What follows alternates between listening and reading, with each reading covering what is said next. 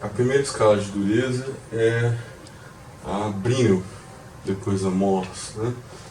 Então, o Brinell, ele utiliza um identador esférico, quer dizer, ele tem uma esfera, que eu chamo de dentador, feito de um material muito duro, ok?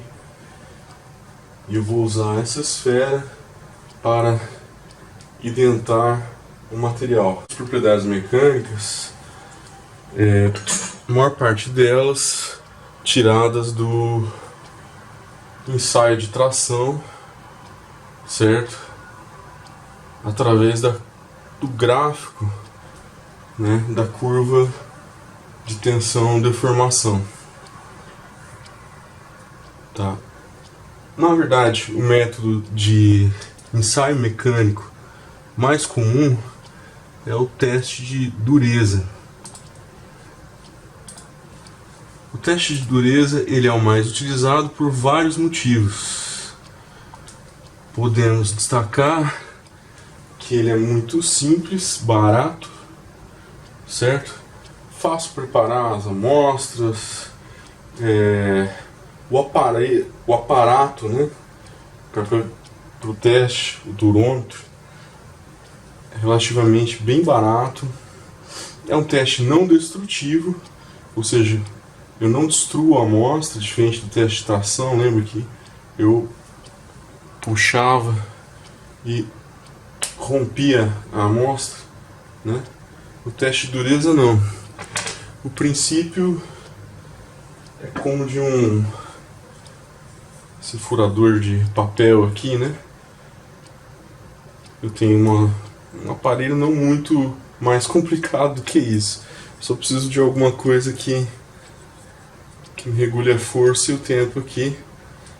Ok? Um identador aqui embaixo, né? É mais ou menos a ideia, é isso aqui. Ok? Tem alguns exemplos de durômetros nos slides, né, e no livro, tá? Deixa eu dar uma olhada lá. Então, pegando aqui a dureza, vamos pegar a dureza Brinell.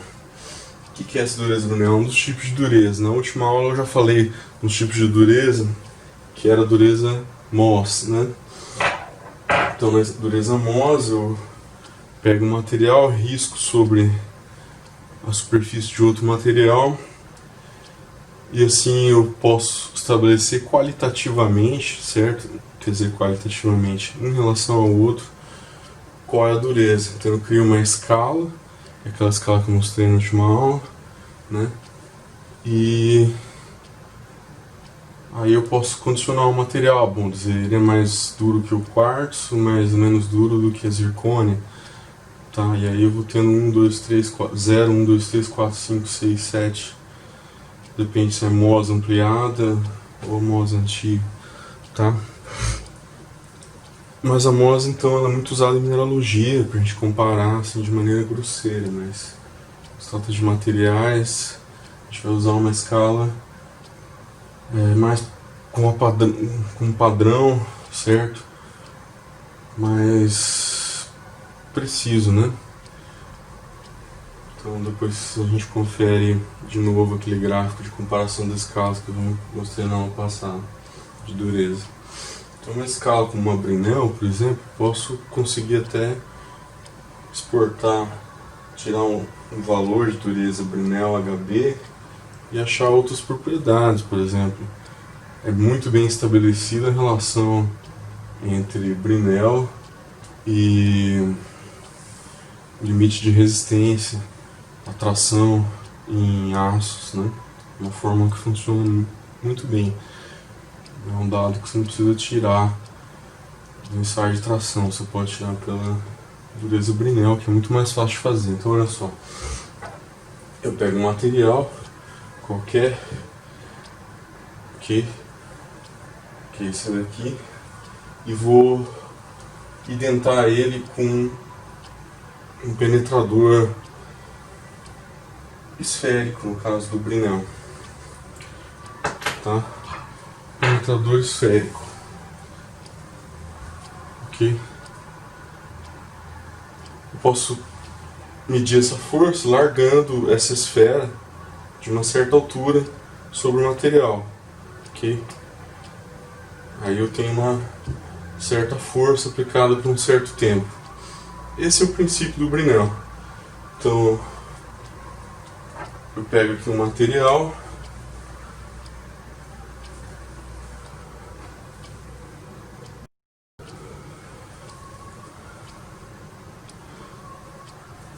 então continuando aqui, eu pego aqui um material, tá? E vou aplicar sobre ele. Deixa eu baixar aqui um pouquinho, ver se não cai. Uma força por algum tempo, ok? Depois tirar. Se eu me manter no limite elástico, o que acontece quando eu tiro? Ele retorna ao original, ok? Não tem nenhuma deformação, eu estou dentro do limite elástico. Agora, para eu passar para o limite plástico, o que eu preciso fazer? Aumentar a força, certo? Então mais força, um tempo pequeno. E aí eu tenho uma deformação plástica, ou seja, permanente. Então vou fazer do outro lado aqui, ó, para vocês olharem.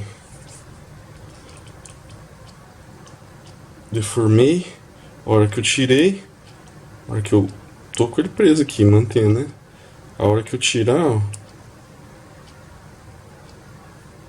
você consegue ver alguma relaxação acontecendo aí, certo? Isso para um material como esse aqui, que tem um comportamento diferente, ele é bem lento. No caso de um metal, essa relaxação ela é instantânea, certo? Então no caso de um metal, de um polímero cristalino, essa deformação é instantânea. Para alguns materiais ela tem uma dependência do tempo aí, como os materiais poliméricos, ok? Mas vamos ficar no caso de deformação, em que a deformação é instantânea por enquanto. Depois de mecânica dos fluidos a gente fala sobre dependência do tempo. Não dá pra falar disso porque vocês não têm mecânica dos fluidos ainda. Não dá pra gente entrar em detalhes, assim como não deu pra gente entrar em detalhes de propriedades mecânicas, vocês não terminaram a resistência dos materiais ainda. Mas ó, o que a gente vai precisar aqui é simples nesse curso. Dureza Brinell.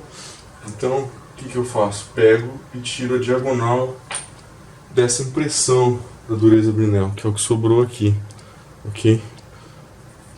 O que sobrou aqui. Então eu pego uma régua, assumindo que já passou o tempo, seja um material que não depende do tempo, é instantâneo. E meço aqui, claro que com um instrumento que vai me permitir centrar bem fácil aqui, e aí eu vou ter que achar qual é o limite de deformação, que no caso seria bem aqui e aqui, ok? Aí tiro uma outra medida aqui, só para fazer a média, né? Então eu jogo uma formulinha aqui, onde tem a força desse diâmetro aqui, aí eu tiro a dureza Brinell, tá? É alemão esse nome, tá? Brinell, então você pode falar do jeito que quiser, mas não só fala em inglês, porque não é em inglês. Então isso é uma escala de dureza. Ok, vamos para outra escala de dureza, só que é Rockwell. Essa outra maneira de medir dureza que resulta em uma outra escala. Tá, essa Rockwell é a maneira mais rápida, é a mais comum de você encontrar em testes rápidos de dureza. Você vai escolher a Rockwell porque ela foi inventada pelos americanos, bem padronizada, para que fosse rápido e fácil de medir. Então vamos ver aqui como é que é o princípio dela. Então eu posso ter vários tipos de dentadoras que vão variar de acordo com a faixa de dureza desse material, né, absoluta. Então vamos pensar no comum, que é um dentador cônico, como esse conezinho aqui, né? E como funciona a dureza Rockwell, então? Hardness Rockwell C, por exemplo. Vou dar uma baixadinha aqui. Cadê esse botão? Vamos lá. Então eu tenho material aqui, bem aplanado, tá? Um preparamento bem simples aqui, que é só um lixamento básico, que vai permitir com que eu enxergue, não tenha problemas com as estrias aqui, polimento leve, ok? Então eu pego meu penetrador ou identador, né? Eu primeiro aplico uma carga pequena, ok? Sobre o material. Então eu coloco um peso mais leve aqui. Deixa eu ver se serve isso aqui. E tem uma pequena penetração, ok? Depois eu coloco um peso maior, certo? Essa penetração tem que ser uma distância correta, exata, ok? Meço essa pequena penetração. Depois, usando um peso maior, eu tenho uma segunda carga, tem uma penetração maior. Okay. O que eu vou medir não é mais o diâmetro, como nas outras escalas de dureza toda. O que eu vou medir aqui é quanto foi essa penetração, certo? Então, com certeza vocês, engenheiros de automação, perceberam que um desses dois métodos, o Brinell ou o Rockwell, é bem mais fácil de ser instrumentado, certo? Aqui eu não vou usar aqui a deformação permanente que sobrou, tá? Então eu tiro a carga e meço a penetração. Lembrando que eu não estou trabalhando com material viscoso, estou trabalhando com material que tirei a carga e ele recupera instantaneamente a deformação elástica e fica com a deformação plástica. Pensar aí, claro que é a dureza Rockwell, né? É fácil colocar um sensor aqui para medir essa penetração, né? Ou seja, quanto move o cursor aqui do Rockwell. Se não tiver tudo instrumentado, você consegue ler numa régua rapidamente, né? Bem rapidamente, ao toque de um botão que se aperta, os valores de dureza. E aí é fácil, tira uma amostra, coloca outra, pá, aperta o botão, tira uma amostra, coloca outra, anota o valor. É bem rápido, né? Bem melhor que o Brinell nesse critério de velocidade.